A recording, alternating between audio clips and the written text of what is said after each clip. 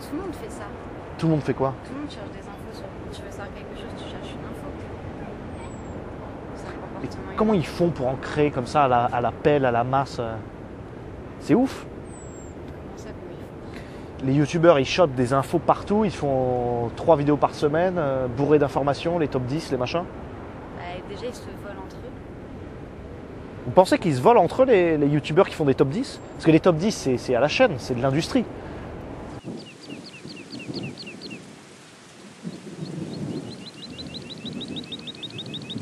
Avant de partir en voyage, je suis allé au Starbucks à Paris et j'ai observé une petite étiquette que je peux vous insérer en montage, si jamais je l'ai sur moi, qui donnait cette information.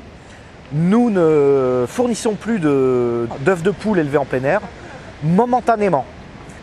Alors il n'y avait pas de questions sanitaires, c'était les autorités.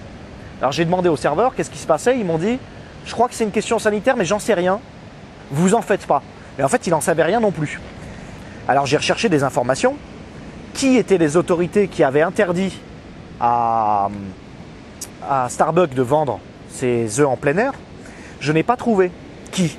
En revanche, j'ai trouvé des informations datant de 2016, 2015 et 2014 qui disaient que les entreprises comme Starbucks et McDonald's, sous la pression des associations véganes, avaient décidé de vendre des œufs élevés en plein air, majoritairement, voire complètement. Et c'était une manière de faire plaisir aux véganes et aux jeunes en fait. Hein, c'était un système de lobby. Mais en dehors de ces informations-là, je n'ai rien trouvé. C'est là que je me suis posé la question de la méthodologie. Obtenir cette information de savoir pourquoi Starbucks ne vend pas ses œufs, qui sont les autorités qui lui interdisent, est-ce que ça ne relève pas simplement de l'industriel? Est-ce qu'il faudrait que j'envoie un mail à Starbucks pour leur demander? Est-ce qu'il faut que je passe des coups de fil à quelqu'un? Est-ce qu'il faut que j'aille interviewer des éleveurs de poules? Ça voudrait dire que je rentre vraiment dans le journalisme. Comment faire en sorte que cette vidéo existe?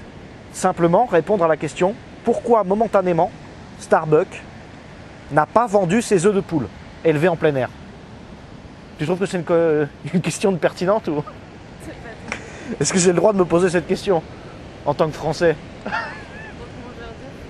en tant que mangeur d'œufs? Alors comment vous auriez procédé à ma place, ne trouvant rien sur Google? Alors qu'est-ce que je fais? Est-ce que je vais... comment je fais? Voilà.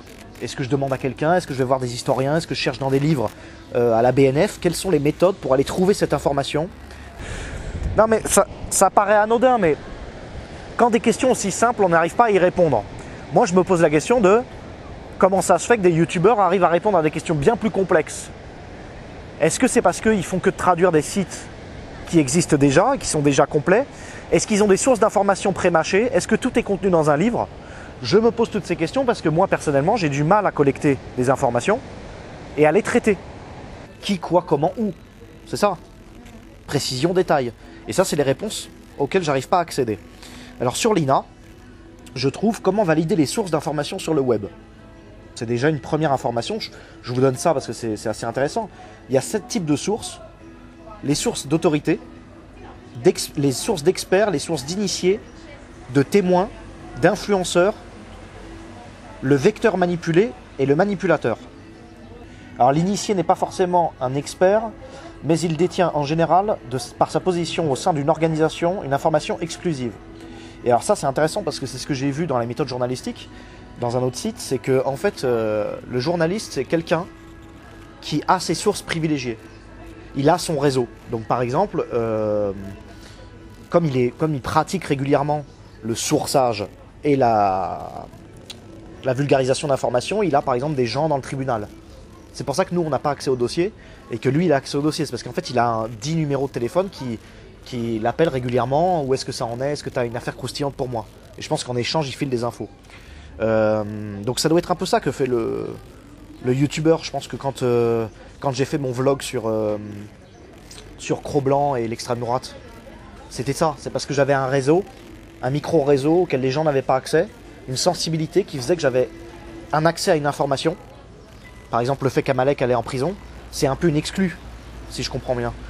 Donc j'ai accès à un réseau, et cette information, je vais la synthétiser en un montage et la mettre à disposition. Donc là, j'ai une exclue. Là, pour l'exemple de l'œuf, il faudrait peut-être, et vous allez me dire, que je me rende auprès des éleveurs. Vous imaginez l'enfer, le travail énorme qu'il faut fournir pour obtenir la réponse à pourquoi je ne peux pas manger d'œufs chez Starbucks. À la réponse à la question, une réponse à la question, pourquoi est-ce que je ne peux pas manger d'œufs élevés en plein air à Starbucks? Parce que c'est vrai que moi, depuis que j'ai lancé ma chaîne YouTube, j'ai toujours pas répondu aux questions que je me pose il y a un an, parce qu'on arrive bientôt à l'anniversaire. Je crois qu'on est en train de le passer, le premier anniversaire de ma chaîne. On est en juin, donc ma chaîne a 1 an maintenant. Et depuis 1 an, je me pose les mêmes questions. Comment faire une vidéo rigoureuse?